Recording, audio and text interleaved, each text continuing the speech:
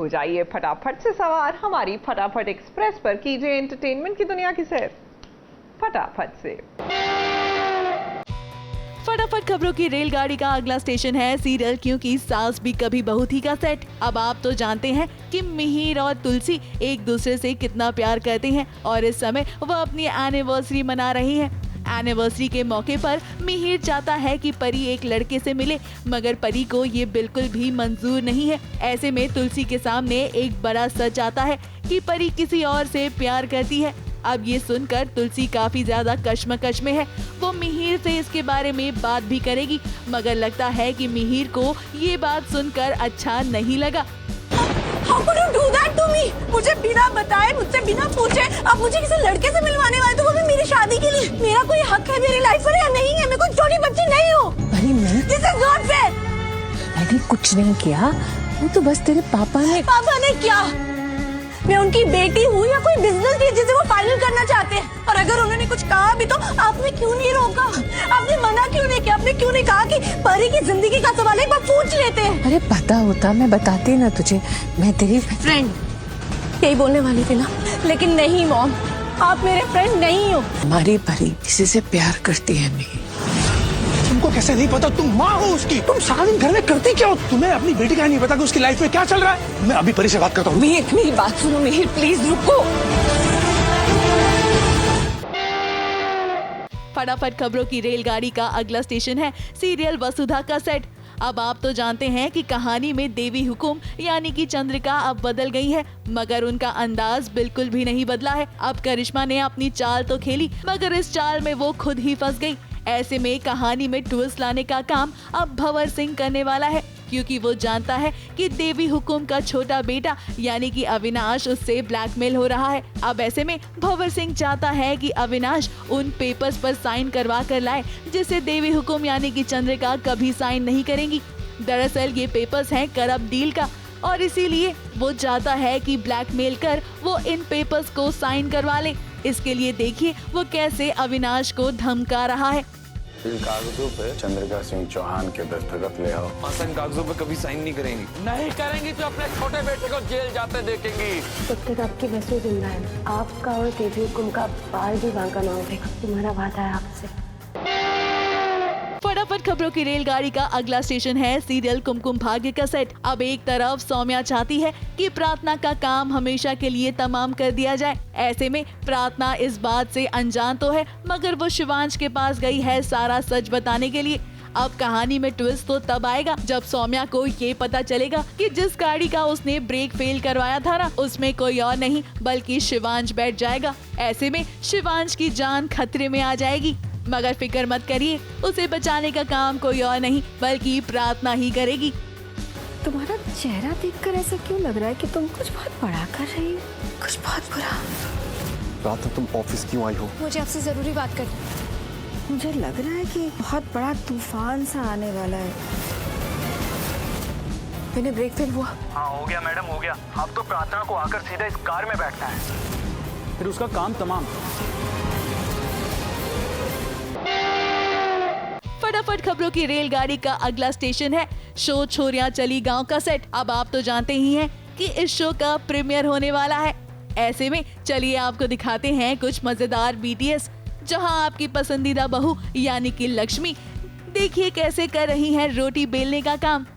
अब इस कार्य को तो उन्होंने बड़े ही अच्छे से कर लिया, मगर सुनिए उन्होंने अपने डांस परफॉर्मेंस के बाद क्या कहा।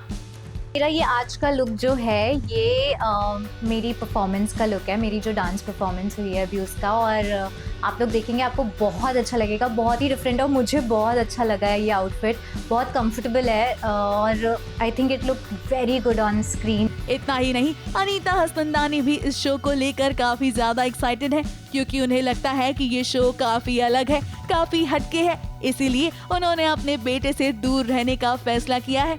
हालांकि जब वो स्टेज पर थी तब वो अपने बेटे आरव के बारे में बात करते हुए भावुक हो गई थी। आई थिंक हटके इसलिए I am a part of this, वरना अपने बेटे को छोड़ के किसी गांव में जाना I think it's very very difficult and challenging. मुझे लगता है कि ये शो बहुत एडवेंचरस। वहीं कॉमेडियन सुमुखी तो चाहती हैं कि वो रणविजय की जगह ले ले, यानी कि वो चाहती हैं कि वो इस शो को होस्ट कर लें ताकि उन्हें वो कार्य ना करने पड़े जो वो गांव में जाकर करने वाली हैं। एंटरटेनमेंट से भरा ये शो जल्द ही दस्तक देने वाला है।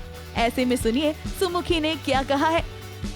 मैंने अच्छे बाथरूम यूज करना छोड़ दिया है, मैंने गोबर से दोस्ती कर ली है और अब मुझे कुएं को देखकर डर नहीं लगता।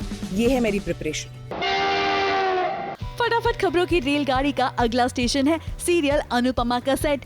अब आप तो जानते ही हैं कि जब से अनुपमा शाह परिवार में वापस आई है तब से वो बा का तांडव देख रही है।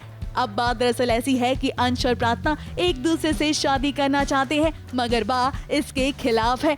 इतना ही नहीं, राही के ससुराल वाले भी ये नहीं चाहते कि प्रार्थना और अंश की शादी हो जाए।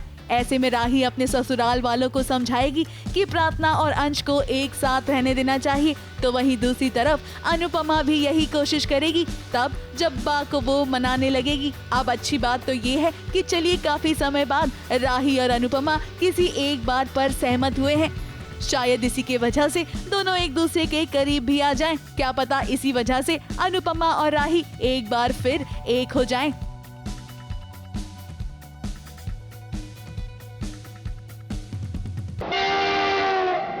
फटाफट खबरों की रेलगाड़ी का अगला स्टेशन है मेरी भव्य लाइफ का। अब आप तो जानते ही हैं कि जल्द ही ये शो बंद होने वाला है। ऐसे में कहानी का दी एंड काफी अच्छे तरीके से किया जाएगा। बुआ जी का सारा सच सभी के सामने आ जाएगा और कहीं ना कहीं अब कृषांक भी भव्या से प्यार करने लगा है, तो कहानी के दी एंड से पहले दोनों की शादी हो जाएगी। जी हाँ, कृषांक को इस बात का रियलाइजेशन हो जाएगा कि भव्या ही उसके लिए परफेक्ट लड़की है। उसकी सादगी उसे काफी ज्यादा भा जाएगी और दोनों शादी के बाद अच्छे तरीके से रहने लगेंगे। वहीं शो के लास्ट दिन पर सुनिए आखिर करण वोरा ने क्या कहा, क्योंकि अब वो अपनी फैमिली के साथ समय बिताना चाहते हैं।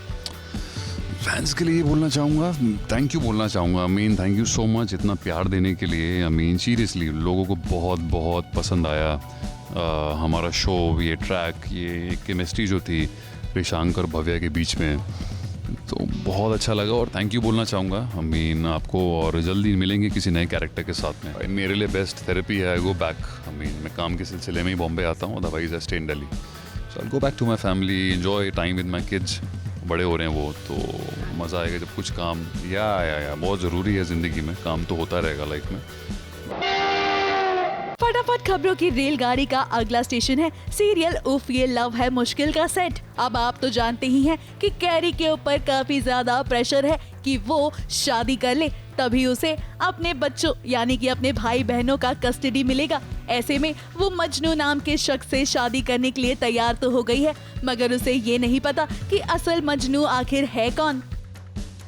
कि मजनू तो युग जी ही हैं, बट कुछ न कुछ रीजंस की वजह से किसी और को मजनू बनाया जा रहा है ताकि हमारी दीदी को कुछ परेशान किया जाए। युग सर भी सच नहीं बोल रहे हैं, उनके अपने रीजंस है, वो नहीं बता रहे हैं कि मजनू मैं हूँ। फटाफट खबरों की रेलगाड़ी का अगला स्टेशन है सीरियल जमाई नंबर 1 का सेट। अब आप तो जानते ही हैं कि नील ने लगाया है रिद्धि की मां पर आरोप और एक बार फिर रिद्धि इस कश्मकश में है कि वो साइड ले तो आखिर किसकी ले, क्योंकि एक तरफ उसकी मां है तो दूसरी तरफ उसका पति। अब ऐसे में उसे काफी ज्यादा गुस्सा आ रहा है और उसे समझ नहीं आ रहा कि वो प्यार जताए या फिर गुस्सा। अब देखिए आखिर हमें रिद्धि क्या कह रही है। ये गौर से देखिए, गौर से देखिए इस इंसान को गौर से देखिए इन्हें। इनकी वजह से मैं शो में रो रही हूँ और बहुत रो के बुरा हाल हो रखा है। फिर बीच में से याद भी आती है कि चलो कोई बात नहीं, भूल के है तो पति ही, प्यार तो मैं करती हूँ, तो मैं चली जाती हूँ। फिर उसके बाद याद आ जाता है जो उन्होंने बोला, जो गलत इल्ज़ाम लगाए, वो याद आ जाता है। फिर एक बार तो फ़ोन में मन किया कि चलो फ़ोटो ही देख लेती हूँ, फ़ोटो देखी, फिर याद आ गई, फिर मेरे को लगा कि डिलीट कर देती हूँ। फिर डिलीट करने की हिम्मत हुई नहीं, फिर जैसे तैसे हिम्मत जुटा के फ़ोटो डिलीट की। फ़ोटो तो डिलीट कर दी, फिर उसके बाद भी याद नहीं गई। फिर विंडो से देखा, सोचा कि यार विंडो से थोड़ा सा झांक लेती हूँ, दूसरे कमरे से दिख जाएगा तो एटलीस्ट बात नहीं करी, लेकिन देख लूँगी दूर से, थोड़ा मन हल्का हो जाएगा, थोड़ा मन को अच्छा लगेगा। लेकिन विंडो से भी नहीं दिखे, तो मैं बहुत ही ज़्यादा से कश्मकश में, मुझे समझ नहीं आ रहा। फटाफट खबरों की रेलगाड़ी का अगला स्टेशन है सीरियल बड़े अच्छे लगते हैं का सेट। अब आप तो जानते ही हैं कि ऋषभ हर हाल में चाहता है कि भाग्यश्री का परिवार पूरी तरह से बर्बाद हो जाए, मगर उसे भाग्यश्री से कोई भी गिला या शिकवा नहीं है, इसीलिए वो चाहकर भी भाग्यश्री से दूर नहीं हो पा रहा। अब फिलहाल भाग्यश्री तो बेइंतहा मोहब्बत करती है ऋषभ से, मगर ऋषभ भी धीरे धीरे उसके लिए प्यार महसूस करने लगा है। तभी तो देखिए ना, जब भाग्यश्री की फैमिली से उसने बदला ले लिया है, फिर भी वो अभी भी भाग्यश्री के साथ रहना चाहता है। फटाफट खबरों में आज बस इतना ही। कल फिर हाजिर होंगे नई फटाफट खबरों के साथ। ABP news report.